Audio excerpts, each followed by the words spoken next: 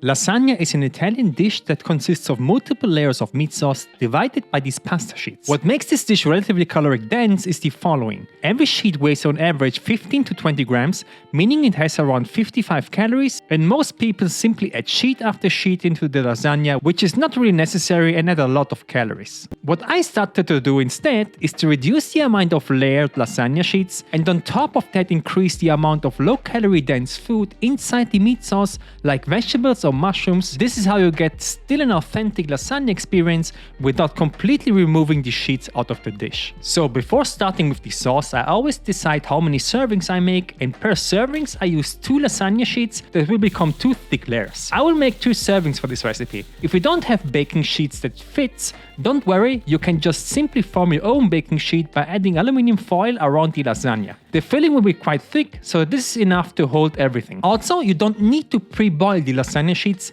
I learned this trick from Kenji Lopez Alt. You can just fill a big bowl with lukewarm water and add in the sheets for around 20 minutes. That's the time that the rest of the recipe needs. They will soak up now a bit of water, and that's quite important because if you add them dry into the baking sheet before baking, they will instead soak up all of the sauce and you can end up with a dry lasagna. So as long as this is soaking, I will make my sauce. I like this combination of vegetables. I will slice 250 grams of brown mushrooms. As long as you cut everything into a roughly equal size, it will be fine, no need to be perfect. The next 3 vegetables is a classic Italian combination called soffritto.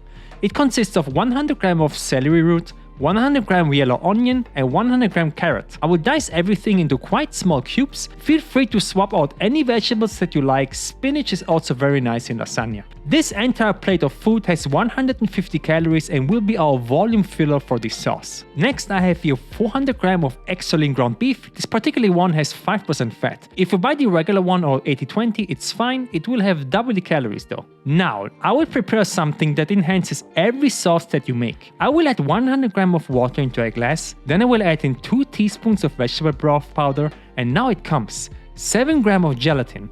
This will replicate this mouthful feeling that you get when eating long braised meat. A lot of restaurants use this in their sauces. Mix everything and set it aside. The last thing to prepare is the dairy. I don't really like to make a bechamel. Instead, I will add 200 grams of 1% fat cottage cheese. This has almost the same protein to calorie ratio than whey protein powder. It's an insanely good protein source. Okay, let's get cooking.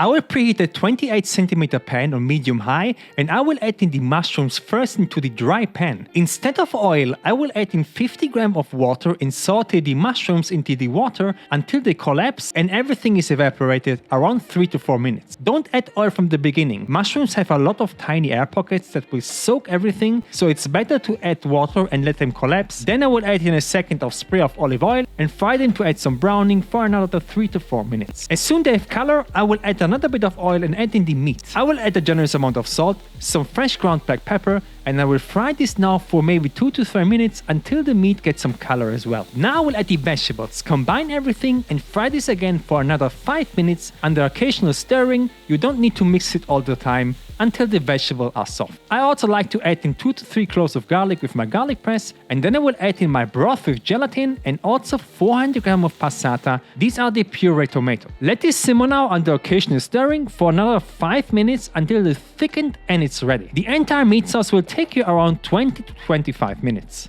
Okay, time to assemble. I will remove the lasagna sheets and they got quite soft. Now I will first add a bit of sauce to the bottom of the baking sheet, add 2 lasagna sheets and add a generous amount of meat sauce. Half of my pan goes into the first layer. Then I will add 100 grams of cottage cheese on top and just spread it around with a spoon. If you like a more creamy consistency, you can also blend this cottage cheese. Add again lasagna sheets, repeat everything, and this now gets into the oven for 20 minutes at 180 degrees Celsius or 350 F. As long as this is baking, I will prepare the cheese, and I like to add fresh fat reduced mozzarella. I will add 125 grams and slice this very thin. You can also add in low moisture cheese, that's also fine. Just use the equivalent amount for 180 calories. So after 20 minutes of baking, I will add the cheese on top and put this back into the oven under the broiler if you have one, just until the cheese is melted, around 5 minutes.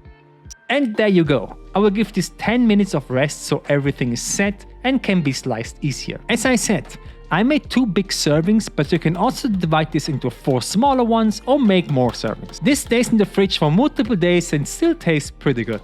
The macros for the entire lasagna are 1,340 calories, 91 grams of carbs, 41 grams of fat, and 169 grams of protein, which turns this lasagna into a protein powerhouse. Click on this video to see how you can make a very easy healthy chicken and potato meal, and see you there.